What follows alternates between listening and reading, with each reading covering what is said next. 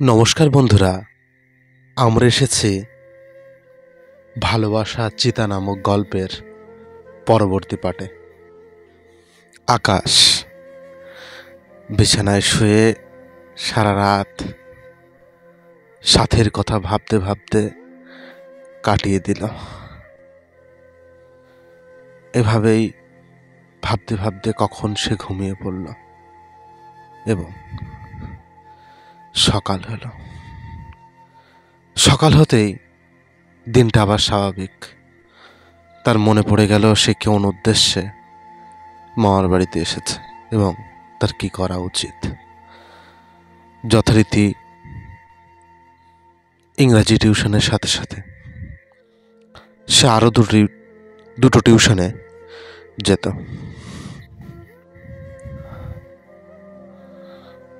বিজ্ঞান বিভাগের এবং কলা বিভাগের টিউশনে। যথারীতি সেই টিউশনগুলো পড়ে তৈরি হয়ে নেয়। যেহেতু সেই সময় মাধ্যমিকের ঠিক কিছু মাস আগের মুহূর্ত, টেস্ট পরীক্ষাও সমস্ত স্কুলে হয়ে গেছে, তো স্কুল সবই ছিল ছুটি। সেই কারণে শিক্ষক মহাশয়রা সকালবেলা দুপুরবেলা যখন যেমন টাইম পেতেন সেইভাবেই তাদেরকে পড়াতেন। সকালে দুপুরে টিউশন শেষ করে বিকালে আকাশ ঠিক করে অন্তত 1 ঘন্টার জন্য নিজের মনকে একটু হালকা করার দরকার। সেজন্য খেলাধুলা বা কোথাও ঘুরতে যাওয়া প্রয়োজন। তার এমন কথা ভাবতে ভাবতে আকাশের ইংরেজি টিউশনে পড়তে আসে সেই ছেলেটার নাম ছিল উজ্জ্বল। গল্পের শুরুতেই বলেছিলাম টিউশনে 7 জন মেয়ে পড়ে এবং 2 জন ছেলে। সেই ছেলে বন্ধুটির নাম ছিল উজ্জ্বল। উজ্জ্বল আসলো আকাশকে ডাকতে, এসে বলল, বন্ধু কি করছো? আকাশ বলল, এই তো বসেই আছে। উজ্জ্বল বলল, তাহলে চলো আমাদের গ্রামে, ওখানে ক্রিকেট খেলা হচ্ছে, 2 জন মিলে একটু খেলে তারপরে চলে আসবো বাড়িতে। আকাশের বাড়ি ছিল পাশের গ্রামে। পাশের গ্রামের নাম ছিল মোড়লডাঙ্গা। আকাশ নিজেও জানতো না যে সেই মোড়লডাঙ্গা গ্রামেই ছিল সাথীর বাড়ি। সাথীর সাথে সাথে সেখানে আরো 2টো বান্ধবীর বাড়ি ছিল। তো উজ্জ্বল পথে যেতে যেতে সবার বাড়ি দেখাতে দেখাতে নিয়ে যাচ্ছিল আকাশকে, যেটা অমুকের বাড়ি, ওটা তমুকের বাড়ি। গল্পে গল্পে তারা সাথীর বাড়ির সামনে এসে দাঁড়িয়েছে।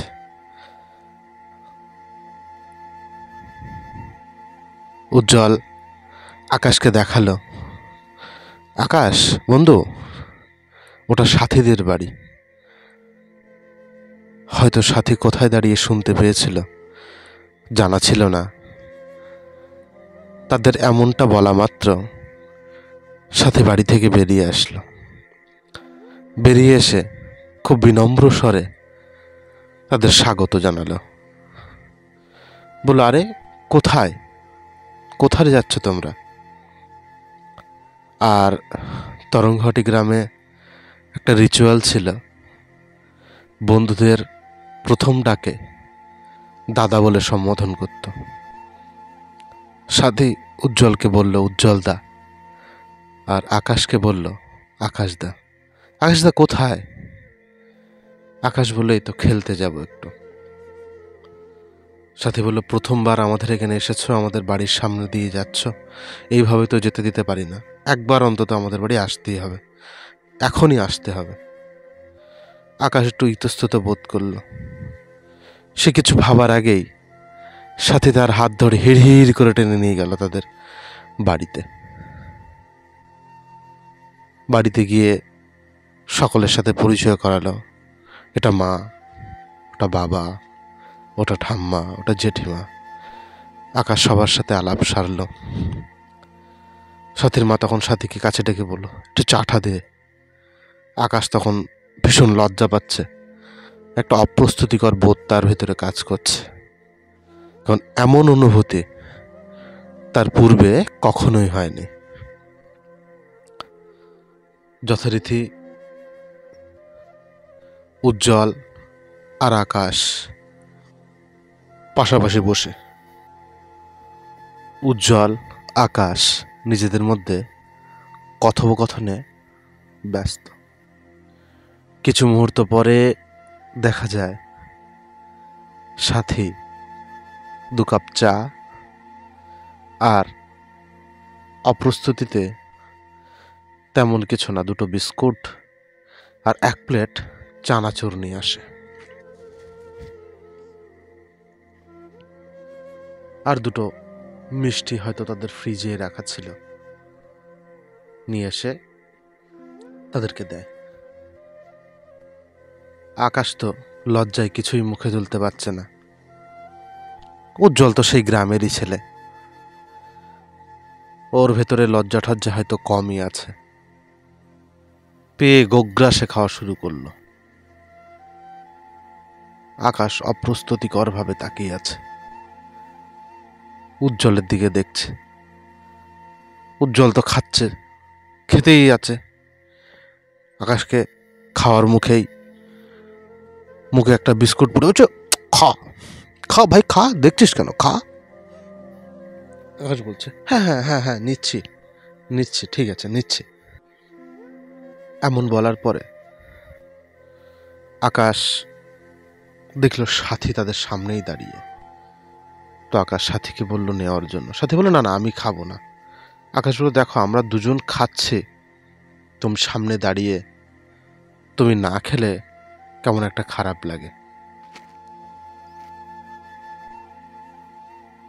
সাথী তো খাবারটা মোটেই নিতে চাইছে না। আকাশও সাথী না নেওয়া পর্যন্ত নেবে না। সাথী তখন আকাশকে বলছে, লজ্জা পাচ্ছ কেন, নাও না, তুমি নাও, তোমাকে দিয়েছে তুমি নাও। আকাশের এরূপ নড়বড় অবস্থা দেখে সাথী তখন একটা চানাচুর তুলে, চানাচুরের যে লম্বা কাঠি হয় সে কাঠি তুলে আকাশকে খাইয়ে দিতে গেল। দি বলল, তুমি খাও, তারপরে আমি খাচ্ছি। আকাশ কাঠির ডগায় হালকা একটা কামড় দিয়েছে, তার পরবর্তী অংশে কাঠিটা মট করে ভেঙে গেল, আর সাথেই সে খাওয়া অংশটুকু ভেঙে নিল। আকাশের কেমন একটা অদ্ভুত লাগলো সেই দৃশ্যটা। আর এই ঘটনা উজ্জ্বল দেখে ওর তো গলায় চা বেঁধে যাওয়ার মতো, তখন হড়বড়ে উঠে তাকিয়ে আছে এদের দিকে। সাথী আর আকাশ দুজন দুজনের দিকে তাকিয়ে, মধ্যিখান থেকে উজ্জ্বল উজ্জ্বল নক্ষত্রের মতো এক দৃষ্টিতে তাদের দিকে তাকিয়ে সে ভীষণভাবে কনফিউজ হয়ে গেছে যেখানে কি হচ্ছে। তারপর মিষ্টি এইভাবেই খাওয়ার পর্ব শেষ হলো। খাওয়া দাওয়া শেষে আকাশ খেলাধুলো করলো, দিয়ে বাড়ি চলে গেল। সন্ধ্যাবেলা প্রতিনিয়ত দিনের মতো পড়াশুনো করে খাওয়া দাওয়া সেরে আকাশ নিজের বিছানায়। খেলাধুলো করে পড়াশোনা করা পর্যন্ত সব ঠিক ছিল। নিজের বিছানায় যাওয়ার পরে আকাশের যখন বিকালের সাথীর বাড়ির সেই মুহূর্তগুলো মনে পড়ল, আকাশের হৃদয় বারবার নাড়া দিয়ে উঠল। আকাশের আর বিন্দুমাত্র সন্দেহ নেই যে সাথীও আকাশকে পছন্দ করে।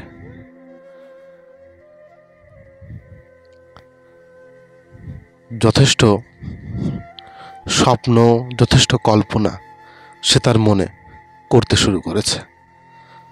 আকাশকে আর কে ঠেকায়? আকাশ পাতাল সব ভাবতে আরম্ভ করেছে। সে কল্পনা করে নিচ্ছে তার সাথে তার বিবাহ হচ্ছে, সংসার পেতেছে। ঘুমের ঘরেই এত সব স্বপ্ন আকাশ দেখে ফেলেছে। গত দিনের মতো উত্তেজনাটা থাকলেও আজকের উত্তেজনাটা আকাশের জন্য তীব্র। এই উত্তেজনা পেরিয়ে সকাল হলো। আজ আবার সেই সকাল যেদিন সেই ইংরাজি শিক্ষক মহাশয়ের কাছে আকাশের পড়া আছে সন্ধ্যাবেলা। সকালে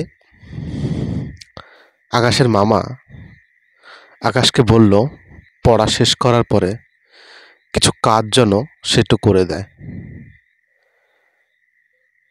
সকালবেলা তো আকাশ পড়তে বসেছে, মন তো লাগলো না। তার মনে তো সেই চিন্তা এখনো ঘুরঘুর করছে। মামার কথা মতো আকাশ কাজটি করতে গেল। কাজটি ছিল কিছু কাঠের তক্তার উপরে পেরেক মারতে হবে। আসলে সেই সময় আকাশের মামার নতুন বাড়ি হচ্ছিল, সেই বাড়ির কাজ হচ্ছে, অনেক মিস্ত্রি কাজ করছে। আকাশও সেই সাথে তক্তায় পেরেক মারতে গেছে। তার মনে তো অন্য চিন্তা, ঘুরঘুর ঘুরঘুর করছে। নিজের অজান্তেই কাজ করতে করতে কখন নিজের হাতে হাতুড়ির বাড়ি মেরে ফেলল। হাত ফেটে রক্ত বেরোচ্ছে, তক্তা ভেসে যাচ্ছে। পরক্ষণ তার মাথায় কি এমন বুদ্ধি খেলল, সে রক্তটাকে কাউকে না দেখিয়ে সঙ্গে সঙ্গে সংরক্ষণ করে একটা কাগজ নিয়ে সে রক্ত দিয়ে কিছু একটা লিখতে শুরু করেছে। আকাশ চিঠি লিখছে, চিঠি লেখা শুরু করেছে। আই লাভ,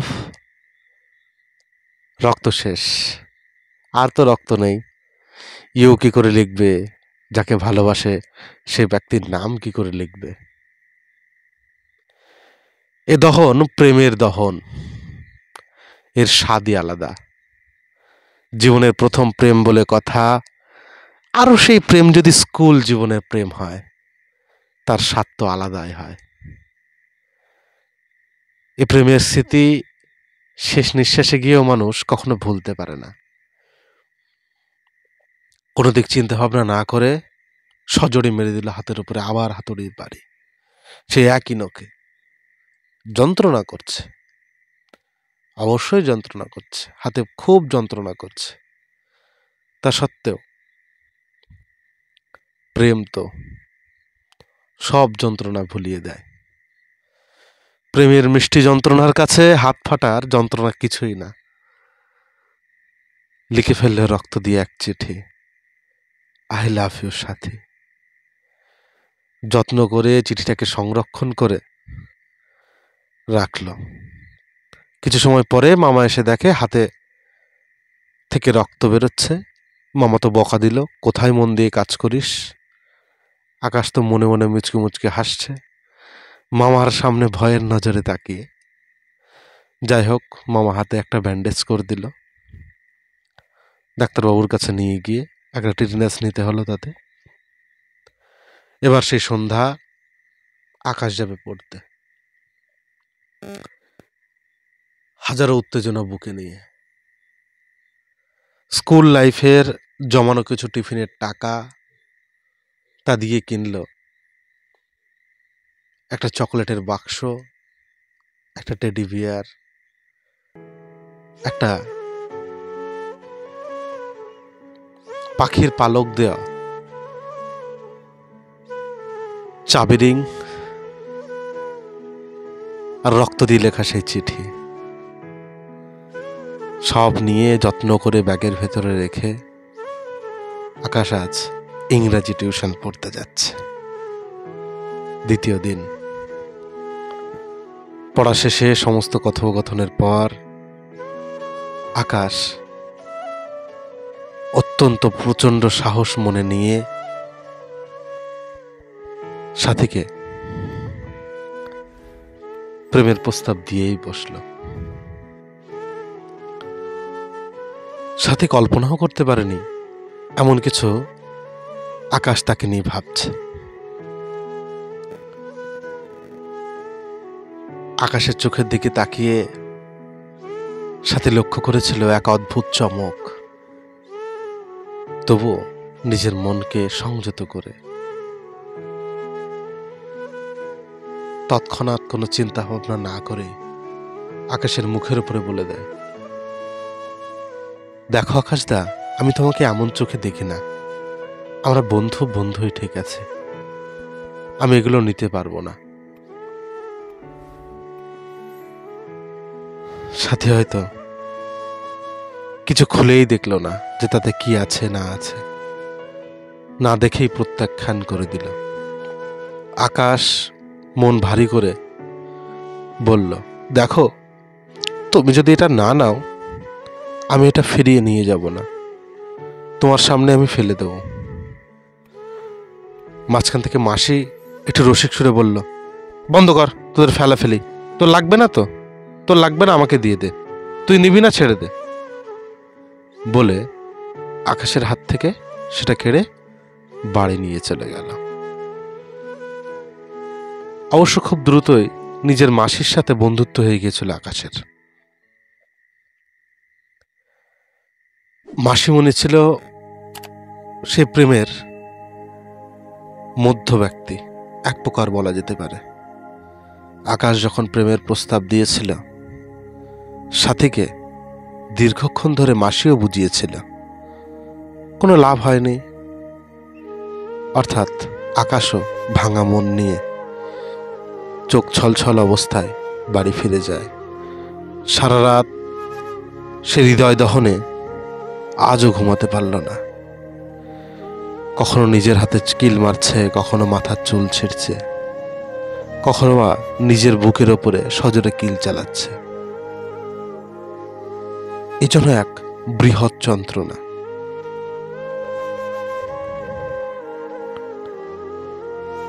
মাসি নিশ্চিন্তে জিনিসগুলো নিয়ে বাড়ি চলে গেছে। পরদিন ভোরে হঠাৎ মাসিকে কেউ ডাকছে। মাসির নাম ছিল পৌলমী। একটা মহিলাই কণ্ঠ, পৌলমী, এই পৌলমী, পৌলমী ওঠ। মাসি উঠল। কে? মেয়েটি। আমি সাথী। মাসি ঝাড়া মেরে উঠল। বেরিয়ে দরজা খুলে দেখে সাথী দাঁড়িয়ে। মাসি বলল, এত সকালে তুই কি করছিস? সাথী বলল, ওগুলো আমাকে ফেরত দে। মাসি বলল, কেন? তুই তো কালকে রাত্রে বললি যে নিবি না, ভালোবাসার দরকার নেই, তাহলে আজকে কেন ফেরত চাইছিস?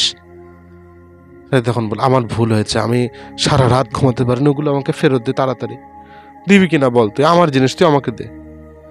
বলে মাসি হাসতে হাসতে সেগুলো তার হাতে দিয়ে দিল। সাথে সেটাকে নিয়ে বাড়ি চলে গেল। মাসি তো উত্তেজনা রাখতে পারল না, তাড়াতাড়ি করে রেডি হয়ে আকাশকে ডাকতে চলে যায়। আকাশ সারা রাত জেগে কষ্ট পেয়ে ক্লান্ত অবস্থায় ঘুমিয়ে। আকাশ, আকাশ ওঠ। বাড়ির সবাই চমকে গেছে, হঠাৎ আকাশকে সে ডাকছে। আকাশ উঠল। আকাশ ওঠা মাত্র মাসি দরজা দিয়ে সব কথা আকাশকে বলল। এদিকে বাড়ির লোক ভাবছে অন্য কিছু। আকাশ ঘরে ঘুমিয়ে, মাসি গিয়ে দরজা দিয়েছে। একটা আকস্মিক কনফিউশনের সিচুয়েশন তৈরি হয়েছে। আকাশ মাসির কাছ থেকে সবকিছু শুনে ভীষণ আনন্দ পাচ্ছে। তার মনে উৎফুল্লতা লাফিয়ে উঠছে। পরবর্তী অংশ পরের পাঠে।